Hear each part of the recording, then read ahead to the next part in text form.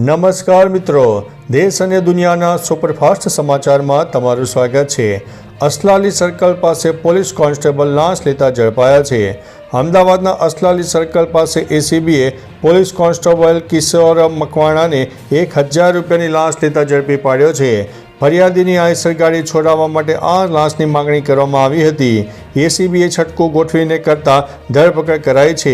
આગળની કાર્યવાહી શરૂ કરવામાં આવી છે। આ કેસમાં ભ્રષ્ટાચાર વિરુદ્ધ કડક પગલાંનો સંદેશો પણ આપવામાં આવ્યો છે। મિત્રો, અન્ય મહત્વના સમાચારની વાત કરીએ તો ફિલિપાઇન્સમાં સુનામીનું જોખમ ટળ્યું। ફિલિપાઇન્સ માટે સરસ સમાચાર સામે આવ્યા છે। માહિતી અનુસાર ફિલિપાઇન્સમાં આવેલા ભૂકંપ પછી સુનામીનો જોખમ હવે ટળી ગયો છે। પેસિફિક સુનામી ચેતવણી કેન્દ્રએ અહેવાલ આપ્યો છે કે પરિસ્થિતિ હવે સામાન્ય છે અને સમુદ્રમાં કોઈ મોટા ભયના સંકેતો નથી। લોકોને સતર્ક રહેવાની સલાહ આપવામાં આવી છે, પરંતુ હાલમાં કોઈ વધુ ખતરાની શક્યતા નથી। મિત્રો, અન્ય મહત્વના સમાચારની વાત કરીએ તો દિવાળીને લઈને ચાઇનીઝ તુક્કલ પર પ્રતિબંધ।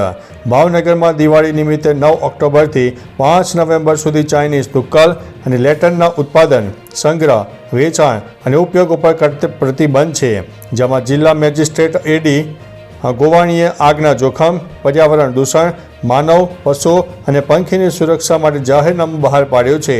જાહેરનામું ભંગ કરનાર સામે ભારતીય ન્યાય સંહિતા 2023ની કલમ 223 હેઠળ કાર્યવાહી હાથ ધરાશે। મિત્રો, અન્ય મહત્વના સમાચારની વાત કરીએ તો હવેથી ગુજરાત સરકાર પણ જોહો મેલના રસ્તે જોવા મળી છે। ગુજરાત સરકારે ડિજિટલ સ્વદેશી અભિયાન હેઠળ ઐતિહાસિક નિર્ણય લઈને તમામ વિભાગો, બોર્ડ, કોર્પોરેશન અને પીએસયુમાં ભારતીય કંપની જોહો કોર્પોરેશનના જોહો મેલ અને જોહો ઓફિસ સૂટનો ઉપયોગ ફરજિયાત કર્યો છે। વિજ્ઞાન ટેકનોલોજી વિભાગે જાહેર કરેલ આ પગલું આત્મનિર્ભર ભારત અને ડિજિટલ સાર્વભૌમત્વને મજબૂત બનાવે છે। સ્વદેશી પ્લેટફોર્મથી વિદેશી ટેકનોલોજી ઉપર નિર્ભરતા ઘટશે। મિત્રો, અન્ય મહત્વના સમાચારની વાત કરીએ તો દીકરીના સપનાઓ પર પાણી ફરી વળ્યું। યુપીમાં ઠગાઈનો એક ચોંકાવનારો કિસ્સો સામે આવ્યો છે।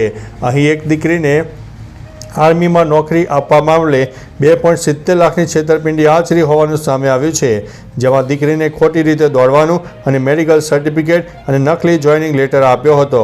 પિતાએ નોકરી મળી હોવાની ખુશીમાં આખા ગામમાં દીકરીનો વરઘોડો કાઢ્યો। હકીકત બહાર આવી તો પગ નીચેથી જમીન સરકી ગઈ। હાલમાં સમગ્ર મામલે ફરિયાદ દાખલ થઈ છે।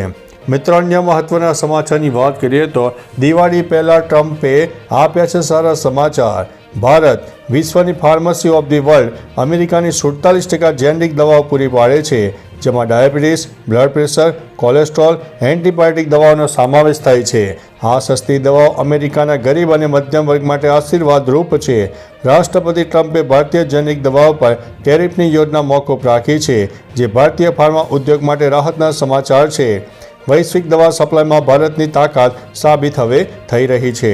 મિત્રો, અન્ય મહત્વના સમાચારની વાત કરીએ તો 7 ડે સ્કૂલમાં આખરે ધોરણ 1 થી 5 સહિતના તમામ વર્ગો શરૂ કરવામાં આવ્યા છે। અમદાવાદની 7th ડે સ્કૂલમાં 50 દિવસના વિરામ બાદ સુરક્ષા વિવાદ પછી ઓફલાઈન વર્ગો શરૂ કરાયા છે। ગુજરાત હાઈકોર્ટ અને શિક્ષણ વિભાગની સમીક્ષા બાદ ડીઈઓની મંજૂરીથી ધોરણ 1 થી 12ના વર્ગો ફરીથી શરૂ કરાયા છે। 5 સીસીટીવી અને અનુભવી એક્સ આર્મીમેનની સુરક્ષા ટીમ સાથે સ્કૂલે સુરક્ષા મજબૂત કરી છે। વાલીઓ અને વિદ્યાર્થીઓમાં રાહત અને શિક્ષણ માટે હવે પાટે ચડી ગયું છે। વિશ્વાસ પુનઃસ્થાપિત થઈ રહ્યો છે। મિત્રો, અન્ય મહત્વના સમાચારની વાત કરીએ તો છેતરપિંડી કેસમાં રાજ કુંદ્રાએ સ્પષ્ટતા આપી છે। બોલિવૂડ અભિનેત્રી શિલ્પા શેટ્ટીના પતિ રાજ કુંદ્રાએ પોલીસને આપેલા નિવેદનમાં જણાવ્યું છે કે નોટબંધીના કારણે તેમના વ્યવસાયને ભારે નુકસાન થયું। મુંબઈ પોલીસની EOW શિલ્પા શેટ્ટી અને તેના પતિ રાજ કુંદ્રા સાથે સંકળાયેલા 60 કરોડ રૂપિયાના કથિત નાણાકીય છેતરપિંડીના કેસની તપાસ થઈ રહી છે। કુંદ્રાએ કહ્યું છે કે નાણાકીય કટોકટીને કારણે કંપની ઉધાર લીધેલી રકમ ચૂકવી શકી ન હતી। મિત્રો, અન્ય મહત્વના સમાચારની વાત કરીએ તો તાળી પીવા ગયેલા યુવાનનું રહસ્યમય મોત। સુરતના ઈચ્છાપુર વિસ્તારમાં 9 ઓક્ટોબરે બપોરે તાળી પીતા 18 વર્ષીય યુવાન રાહુલ ઉર્ફે રોહિત કચેનાનું રાઠોડનું મોત થયું છે। મિત્રો વચ્ચે મજાકમાં ઝઘડો થયો। મારામારી બાદ રાખલનગર પાસેથી બેભાન થઈને પડ્યો। 108 દ્વારા નવી સિવિલમાં ખસેડાયો, પરંતુ મૃત જાહેર કર્યો છે। પરિવારે તાળીને જવાબદાર ગણાવી છે। શરીર પર મારના નિશાન નથી। મિત્રો, અન્ય મહત્વના સમાચારની વાત કરીએ તો અમદાવાદમાં ટ્રાફિક સિગ્નલ નમી પડ્યો।